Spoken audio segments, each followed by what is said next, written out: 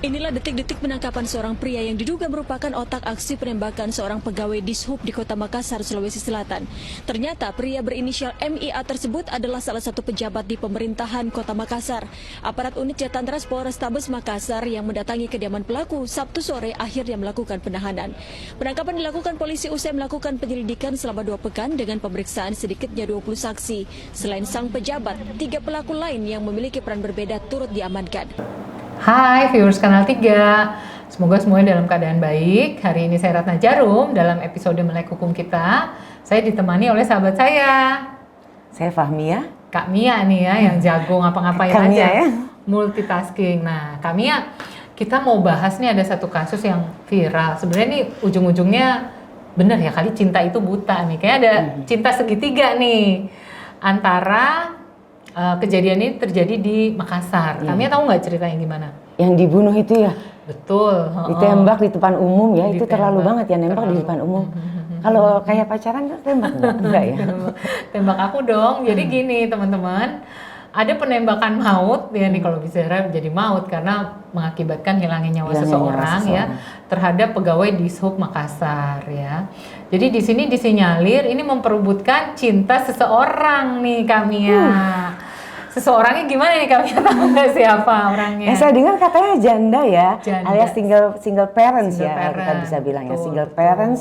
Terus dia menjadi, saya sampai lihat fotonya itu cantik banget nggak sih iya gitu benar ya.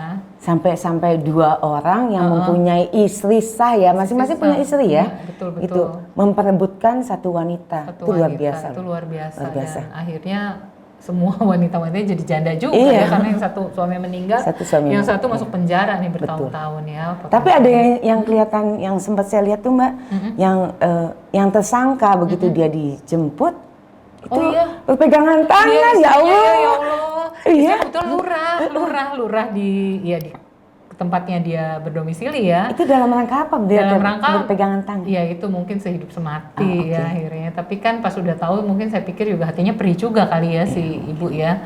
Karena dia satu lurah ya kan, satunya lagi kok suaminya yang dibanggakan, yang katanya dia waktu itu pas kejadian itu lagi sahur bersama. Jadi nggak mungkin suami saya gitu. Tapi kan polisi ini kerja nggak untuk menetapkan tersangka, kan harus ada bukti-bukti permulaan yang cukup ya. Disinyalir nih kami ya untuk kasus hukum di sini, peristiwa pidana itu juga dibantu oleh 2 oknum polisi dan 2 anak buahnya si pelaku ya. Jadi emang si bapak ini sih aman-aman aja, dia nggak ngapa-ngapain, dia cuma nyuruh orang bersih ya, tangannya bersih ya. Dia jadi otak bersih. pelaku untuk menghilangkan nyawanya. Tapi mungkin kami baca juga nggak bahwa sebenarnya nih udah 2 tahun si bapak ini ngincer loh. Ngincer ibu-ibu ini. Ngincer Ibu si R. bapak, si anak buah ini, si korban untuk hati-hati, jangan deketin. Karena katanya mungkin juga udah nikah siri gitu loh. Tapi kok masih deketin. Kita juga, saya sendiri sebagai perempuan juga bingung ya, kok waktu dideketin itu apakah memang dia nggak tahu udah ada hubungan dengan orang lain. Biasanya berdasarkan pengalaman kami ya deh, biasanya cowok tuh mau nggak sih deketin cewek yang si ceweknya ini udah ada yang punya gitu loh. Gimana nih kami ya, biasanya kan kisah hidup banyak yang bisa diceritain, coba. Kalau saya pribadi sih segitunya? kalau once kita udah punya seseorang ya kita nggak ke yang lain ya kan. Tapi nggak tahu deh, mungkin beda ya Mbak. Beda iya. Gitu mungkin dia membuka Kurang opportunity lain lagi gitu. Mungkin ya bisa jadi juga ya, karena memang satu mungkin lebih muda ya kan, lebih seger, si bapak juga mungkin juga, karena kalau kita lihat profil dari kedua-duanya ini kalau nggak salah pria-pria berkeluarga bukan? Iya ya, tapi kok mereka sebegitu mempertahankan cintanya sampai buta, sampai menghilangkan nyawa orang seseorang, bener. Itu kayaknya bener-bener apa ya nih ceritanya tuh nggak make sense, tapi kok terjadi gitu ya. Kita sih berharap sebenarnya ya kalau seperti ini ya, kejadian-kejadian kayak gini, apalagi sangat disayangkan ini adalah pelakunya ASN, bener nggak sih? Bener, ASN ya. Iya ya, ASN yang seharusnya jadi apa sih? Kasatpol ya. Iya, Kasatpol jadi apa ya, pedoman gitu, jadi contoh. Betul. Baik perilakunya, terus juga apa ajaran-ajarannya kan pasti dicontoh ya sama anak buahnya ya. Kok bisa kelewatan ini gitu ya. Jadi bayar berapa Mbak? 85 juta ya katanya ya? Iya, buat menghabisi nyawa seseorang. Jadi memang sangat mengenaskan ya. Pasal yang dikenakan pun adalah pasal pembunuhan berencana di 340 KUHP. Hukumannya bisa sampai dengan seumur hidup. Gitu. Jadi kami turut prihatin. Saya nggak tahu mungkin si Mbak ASN ini juga dengan peristiwa ini ya, mungkin apakah dia jadi mengundurkan diri karena kayaknya udah jadi berita nasional begitu ya.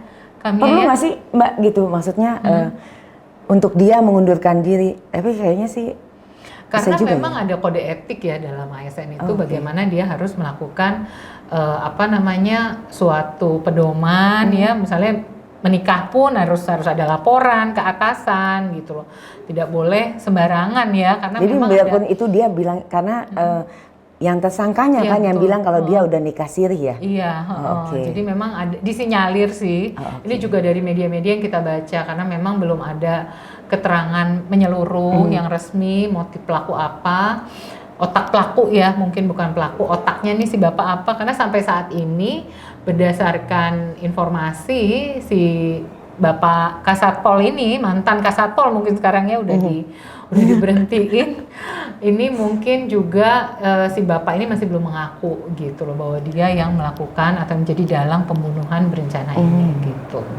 Ya, jadi mungkin himbauan kami ada nih, kita tadi udah ngomongin pasalnya dalam Undang-Undang KUHP di 340 pembunuhan berencana, mungkin himbauan kami ya buat perempuan-perempuan nih, gimana nih supaya tidak diperebutkan dan menimbulkan hilangnya nyawa seseorang gitu. Apa nih yang bisa disampaikan? Kalau himbauan sebenarnya saya agak bingung ya Mbak, karena posisi ada beberapa orang yang suka dirinya menjadi center point ya, jadi everybody looking out gitu kan. Ada suka gue nih, asik gitu ya. Tapi ada beberapa orang yang ya balik lagi lah ke masing-masing ya. Cuma sebaiknya gitu. Satu aja nggak habis ya, gitu ya. Atau mungkin tidak menceritakan hal-hal yang lain sehingga membuat satu pihak itu jadi gelap mata ya. Atau cemburu itu ternyata efeknya luar biasa ya, sampai begini gitu loh. Jadi tidak hanya keluarganya yang malu pastinya, institusinya ya, di mana beliau juga menjabat sebagai seorang pejabat teras, orang nomor 1 di Satpol PP Makassar, Kota Makassar, itu juga institusi juga kan dipermalukan ya. Kita lihat, kita tunggu proses jalannya penyidikan, penyelidikan sampai dengan tuntutan, bagaimana hakim akan menerapkan pasal hukuman berencana atau tidak, sehingga sampai dengan mungkin juga hukuman mati atau mungkin seumur hidup atau 20 tahun. Kita tunggu kejadian ini mungkin bisa jadi jadi contoh juga buat jadi kita pelajaran buat semua orang. Hati-hati ya, jangan cinta sana, cinta sini, semuanya dicinta-cintai. Jadinya kan untuk orang yang sudah Kasatpol begitu berarti dia sudah mempunyai taraf usia ya Mbak. Usianya sudah harus usia bijak ya, udah mature, benar dewasa. Kayak gitu aja nggak bisa berpikir ya, apalagi yang masih pada kinis-kinis ya. Apalagi masih muda ya, ternyata cemburu di kalangan orang tua itu lebih berbahaya loh daripada cemburu di kalangan anak muda. Oke teman-teman viewers Kanal 3, semoga bermanfaat informasi dari kita berdua.